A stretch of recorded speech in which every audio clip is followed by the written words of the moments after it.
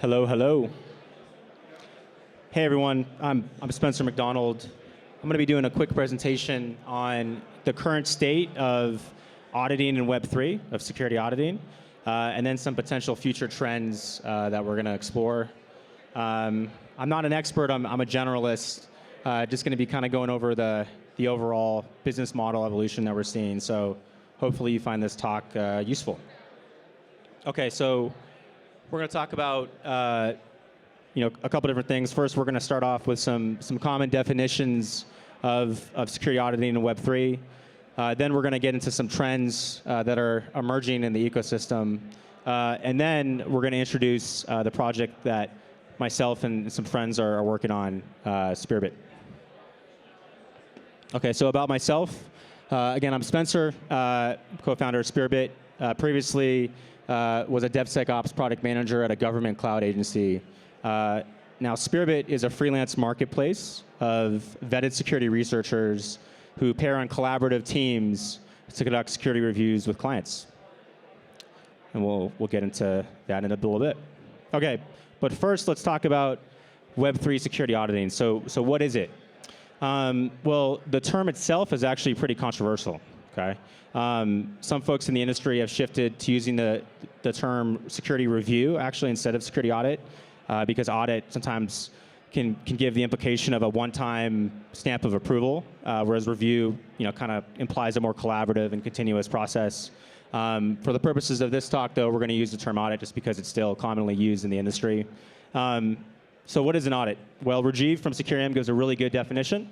It's an external security assessment of a project's code base, typically requested and paid for by the project team. So it's not usually paid for by the users of a project. So the incentives are normally aligned between auditor and project, but maybe that'll change in the future. So how a security audit works, a project signs with an auditor. The auditor understands the architecture of the project, then goes through to automated code scans, maybe manual code review, maybe formal verification, and then normally across the auditing industry, the end result is a formal audit report.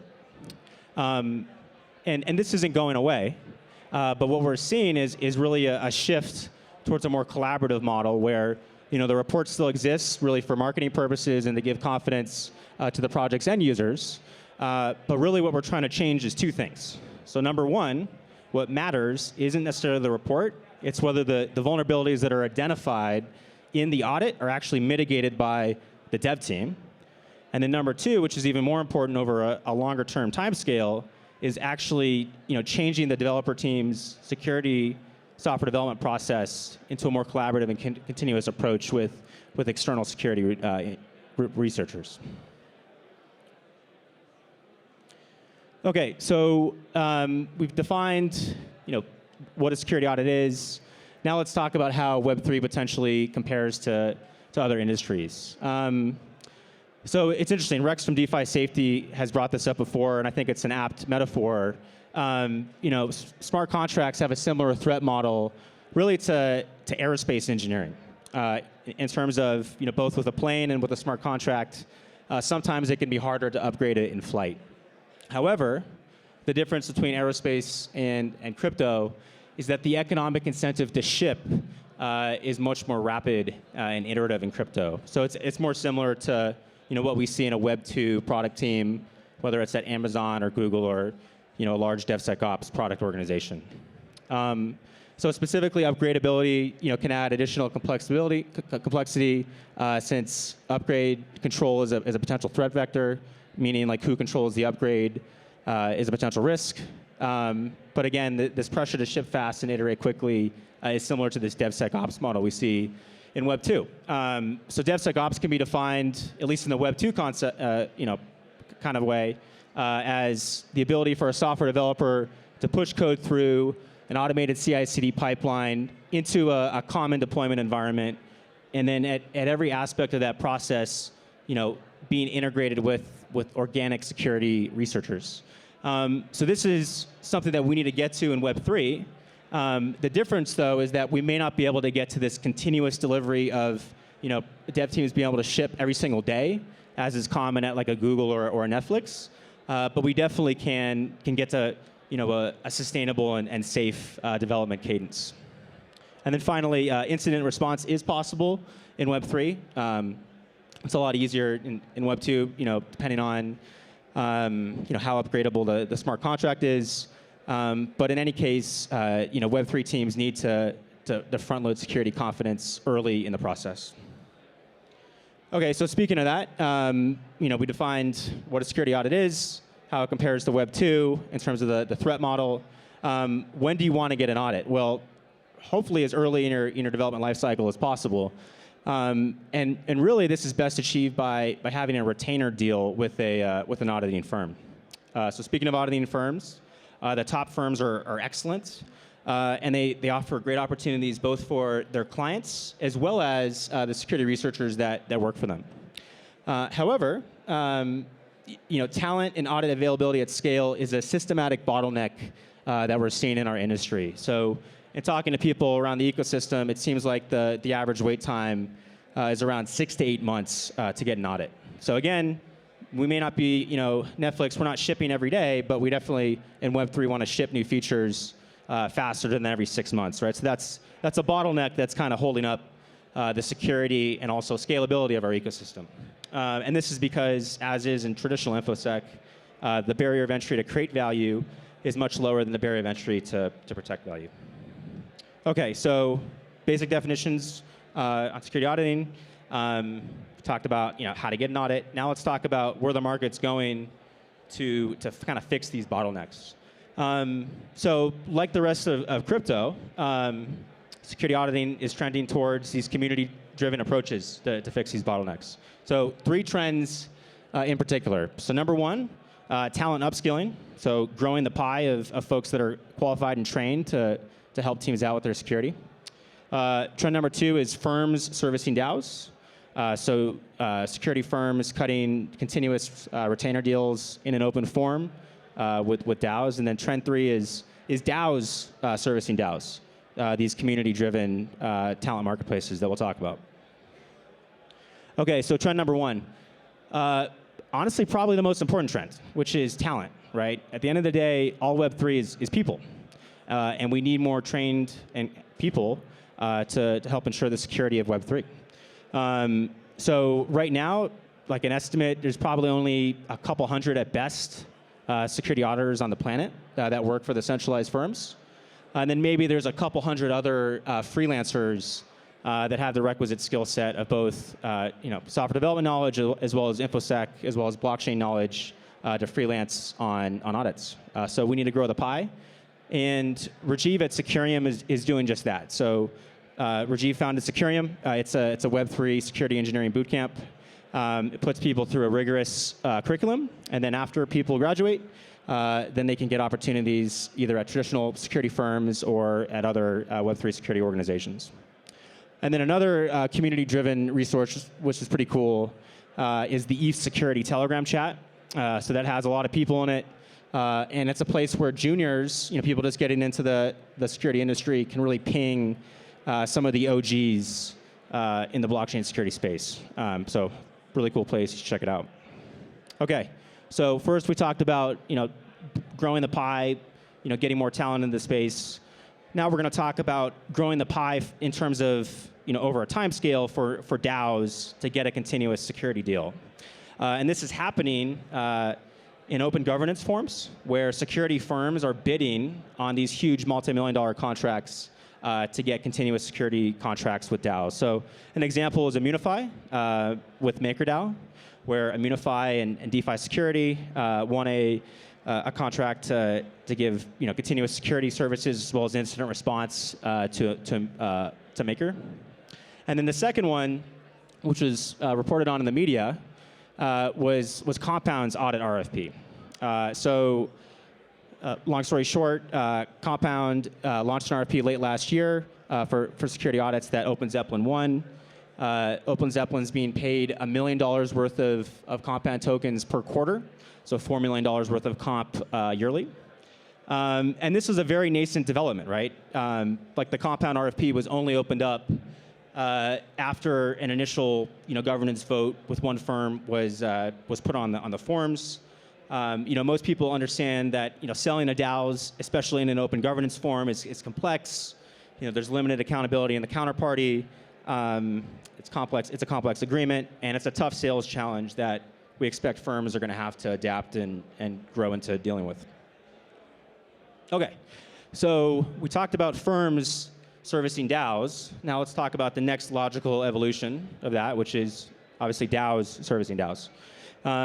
So specifically, community-driven marketplaces are supplementing the life cycle of existing centralized firms. Okay, so Code Arena is a great example. It's an open audit marketplace where projects post their code publicly, and then freelance security researchers are able to win bounties when they find vulnerabilities in the code. And then Code Arena recently became a DAO and launched its governance process. Okay, so we have these public competitive DAOs, these community marketplaces that are public. In addition to that, these private service DAOs are popping up. So some of them are like Raid Guild, doing an amazing job. Raid Guild is doing great work in Web3 web development. Another example is Brain Trust, which is a DAO that provides Web2 freelancers to Web2 corporations like Adidas and even NASA. And then another example is Spearbits, which we started to extend this private services marketplace model to Web3 security audits. We'll talk about that in a second. Okay, so hopefully you guys got something out of the three trends we've identified. Now we'll talk about what specifically Spearbits trying to solve, and looking forward to your feedback at the end. So as we discussed, there is this bottleneck. It takes 6 to 8 months to get a security audit, and we feel that the best way to scale this is through a progressively decentralized security audit DAO. So from the security researcher perspective, there's a lot of freelancers out there who could potentially get into helping projects out and improve the project security, but they need access to deals. They don't necessarily want to spend their time trying to get a deal. They need liability protection. So no one's been sued yet in this industry, but given that there were $1 billion worth of hacks in 2021, maybe in the future that'll change. So security researchers need liability protection. And they also want the ability to collaborate with other researchers. So we've talked to some of the best blockchain security folks on the planet, and even the best people want a secondary look at their work. And then on the project side, obviously, projects want to get a high quality audit. They want to get it in a quicker time scale than what currently exists in the industry. Okay, so the problems we're trying to solve. So one is freelance talent management, right? So in these DAOs, growing talent is really important, right? So in the Spearbit model, we accomplish that through pairing. So we pair, again, some of the best blockchain security freelancers on the planet with folks more at the intermediate level or the apprentice level. And the goal is for new people to learn from the experts collaboratively. A second thing that we're trying to solve for is how to ensure that black hats don't penetrate the DAO, right? So a failure mode could be a black hat gets on an audit, keeps the vulnerability for themselves, and then exploits a client. That's something that is a no-go situation for us, so we're trying to avoid that. And our mitigation for that is we have a three-step onboarding process where we do a couple interviews with folks, and then currently we're KYCing our security researchers. In the future, we're looking into forms of decentralized identity like Violet that allow us to know whether someone's OFAC compliant or not without actually knowing their identity. So we'll be able to onboard and auditors while still being legally compliant. And the third thing that's an important challenge for us to solve is auditor retention. So security researchers are in high demand, right? A lot of them burn out, which is a bad thing, obviously, for the ecosystem. So what we're trying to do is offer folks flexibility. They can hop on an audit when they want, where they want, and then if they don't want to do anything for another 6 months, that's okay, right? It's a come-as-you-go model. Okay, couple more challenges. So, as we decentralize and kind of open the community, how do we maintain quality control? Well, interestingly, Brain Trust has had some initial efforts at this. where they have a kind of service node model where they have service providers to their DAO that accomplish certain functions. As an example, project management. They have legal entities that are contracted to make sure that the service contracts run on time. And same thing for service quality. So Spearbits taking on a similar model, and again, trying to get the same level of quality that you would get from a centralized firm, but from a freelance team. And then speaking of centralized firms, we see this ecosystem emerging in a complementary manner. Centralized firms aren't going away. They do a great job. So a talent marketplace, whether it's Code Arena, whether it's Spearbit, can complement these firms because it can give them access to freelancers that maybe they wouldn't have access to in the first place. And then finally, we're thinking through how we do governance in a way that really incentivizes security expertise. That's really important for this particular use case of the DAO model.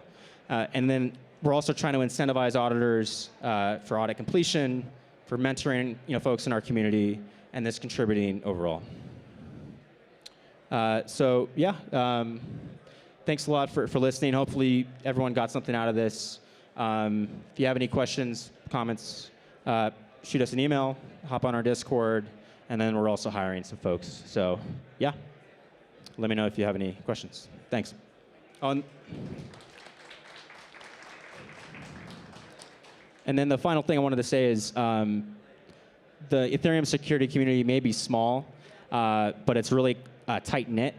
And I just wanted to thank the following folks on this slide that gave me feedback. I really appreciate it, and we're all growing together, so it means a lot. Thanks.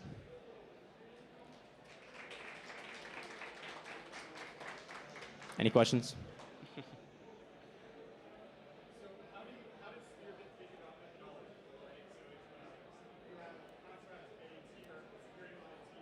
Yeah.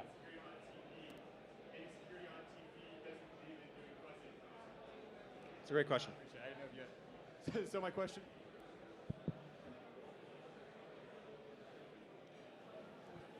Edric.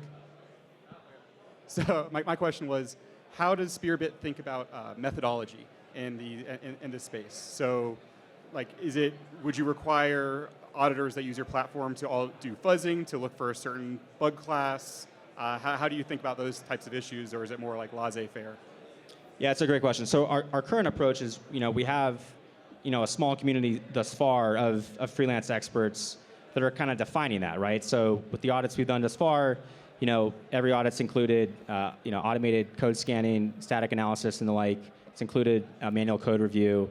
And I think, in terms of the standard, it's really something that our community is going to define, specifically our community of security experts as we move forward. And that's kind of potentially the upside of this approach is that we could help define for the entire industry what that standard of an audit looks like. So Rajiv from Securium's done this in an initial way so far. He's in terms of his course where he's listed out the specifications for an audit, and I think we have the opportunity to build on his work there. Yeah. Any other questions? Go for it. How do you see a role of bounties instead of audits as a way of ensuring security of protocol? I think they're complementary. I think Immunify's doing great things with bounties. It's all about audits, and bounties are just different parts of the software development lifecycle, right? So audits are pre-release, bounties are post-release. I think good projects want both, right? You want to really engage in a continuous way with an auditor, but then you also want to do a bounty after you're live on mainnet. Cool. Thanks, everyone.